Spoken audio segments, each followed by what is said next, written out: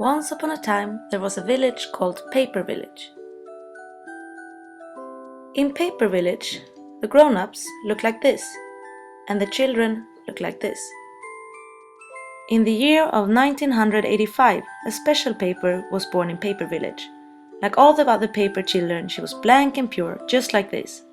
Her parents were very happy, and they also told her that she should be very lucky for being born in Papervillage, because here you are free and you have all the possibilities in the world. They also told her that the purpose of life was to fill out your paper with whatever you like to fill it out with.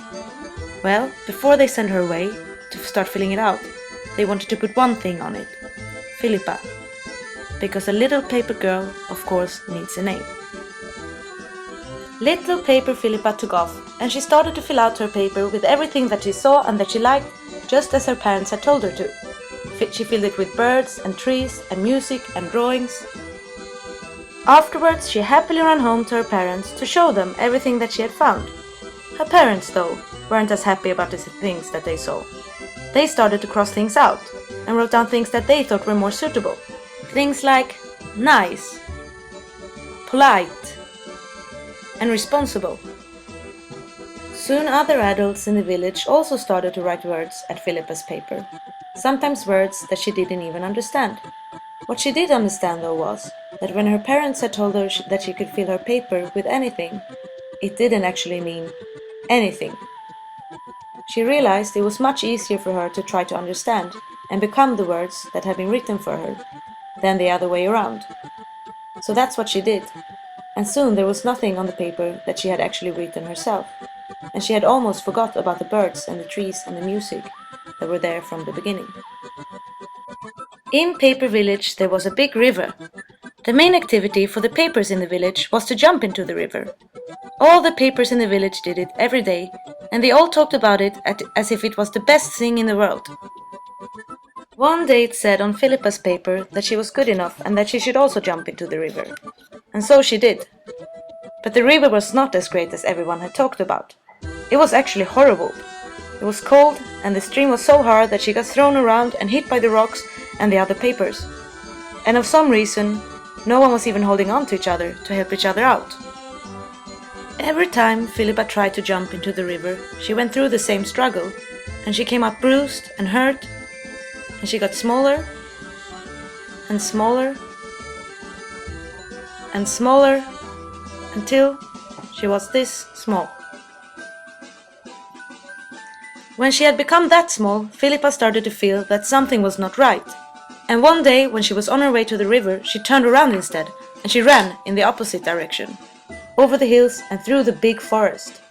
She ran and ran and ran, and she ended up in the desert, almost as far away as you can get from Papervillage. Here she started to walk and search for something that she did not yet know what it was. Since she had never been outside Papervillage before, it was of course hard to know what she was actually hoping to find here.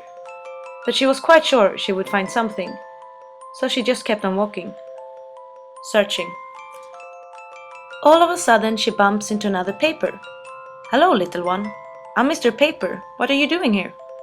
"Well, I'm just looking for something. But now I'm very confused, because you seem like an adult, but your paper is unfolded.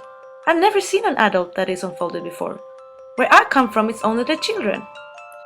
"Well, I want to tell you something. You don't have to be folded like that. It's not very nice, huh? Where I come from, it's different." And Mr. Paper started to tell a story about the place far away where he came from, where the papers were very different and lived total different lives than back in Papervillage.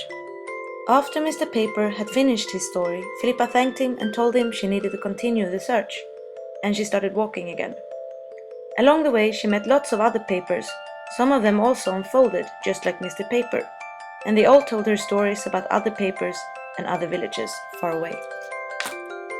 For every paper she met and for every story she heard, her own paper slowly started to unfold as well. Then one day she reached a village. The village was called No-Fold Village. In No-Fold Village there was a whole village full of unfolded papers. It was something about No-Fold that just made it feel okay to unfold.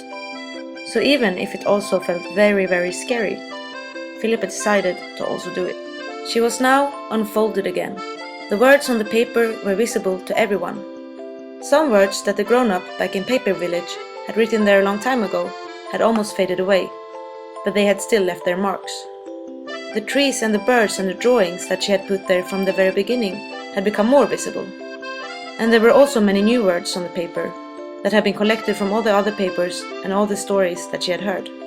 Some of them she could feel very proud of. Inspiration, creative, courage. There was also other words there that she was not as proud of. Insecure, vulnerable, sad. The other papers in the village looked at her, and they not only accepted all the words that they saw, they actually appreciated them and even honored them. Filippa stayed in Knowfold village, and she had the best time of her life.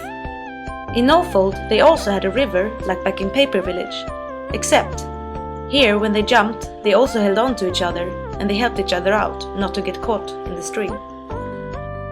You could say that the story ends here in Knowfold village and that Filippa lived there happily ever after, but this is not a story like that. One day Filippa decided to go back to Papervillage.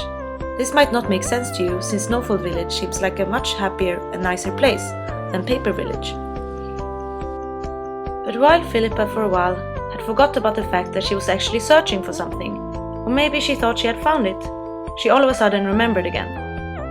And she knew that there was still at least one word missing for her paper to be complete. And she also knew that this was not to be found on the outside anymore. So one day she went back to Papervillage and she started doing this.